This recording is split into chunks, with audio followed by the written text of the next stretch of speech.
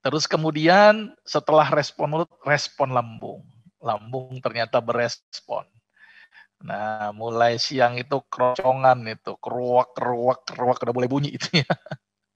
Itu bikin sinyal nih, saya lagi kosong nih, tolong diisi gitu ya. Nah, apa yang terjadi ketika lambung kosong itu, otomatis kerja lambung pasti berkurang.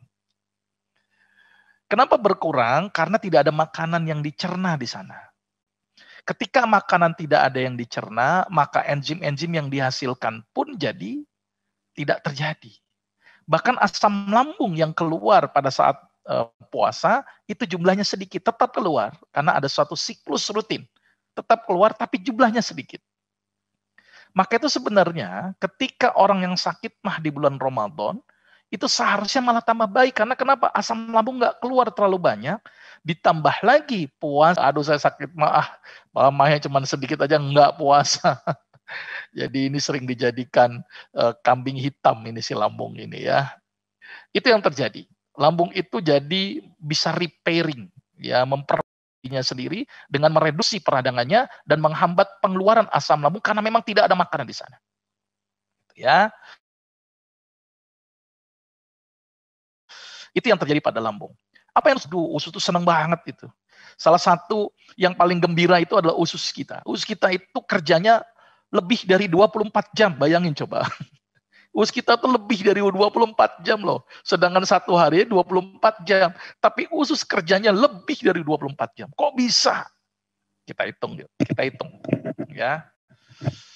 Kita sarapan misalnya jam berapa? Jam 7. Sarapan.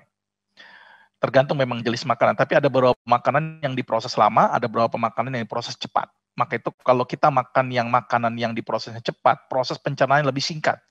Buah dicerna tidak terlalu lama, hanya sekitar setengah jam. Ya, ikan sekitar 4 jam, daging 8 jam. Saya anggap daging aja dulu. Jam 7 kita makan daging misalnya. Ya, karena kebiasaan orang Eropa makan steak kalau pagi. Ya. Terus kemudian maka prosesnya berapa? 7 ditambah 8. Berarti berapa? 15. Jam 3 baru selesai itu. Harusnya baru selesai. Ini jam 1 udah makan lagi tuh coba. Defisit berapa jam? 2 jam. Defisit 2 jam. Masih nyimpen nih 2 jam. Jam 1 makan, jam 13. Ya, prosesnya baru selesai jam berapa? Ditambah 8. Jam 21. Ya, jam 21 baru selesai ini. Ya kan, tadi ada defisit 2 jam ya. Tapi kadang-kadang jam 7 kita sudah makan lagi. Masih defisit lagi 2 jam tuh. Jam 19 ke jam 21. 2 jam tambah 2 jam. Anggap tadi makan malam jam 7.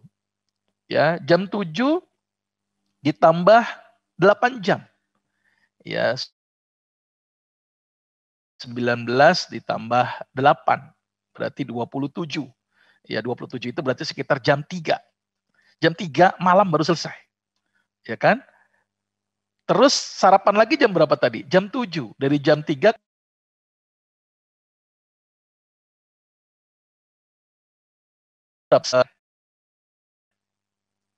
Nah, berarti kesimpulannya tadi ada defisit 2 jam ketika makan pagi dan siang, dan ada defisit 2 jam ketika makan malam dan makan siangnya.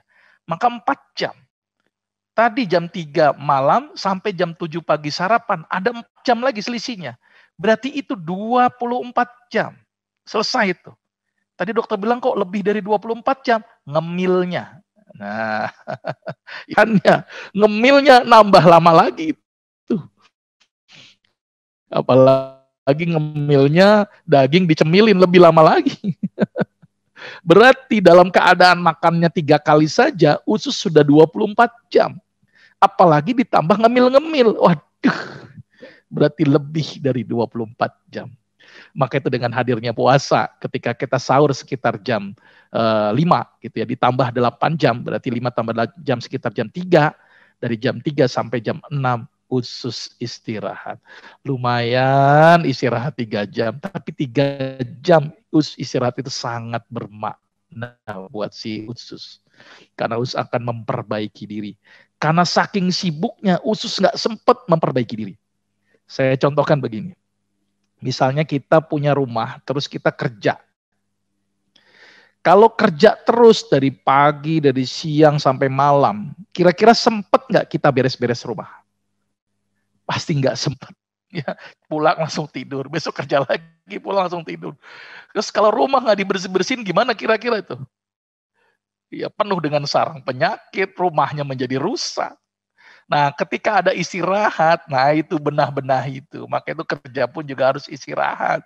Tujuannya biar apa? Untuk benah-benah rumah yang kita tempati tetapi tidak pernah dibersihkan. Sama dengan usus. Ketika hadirnya puasa, dia akan membenahi diri.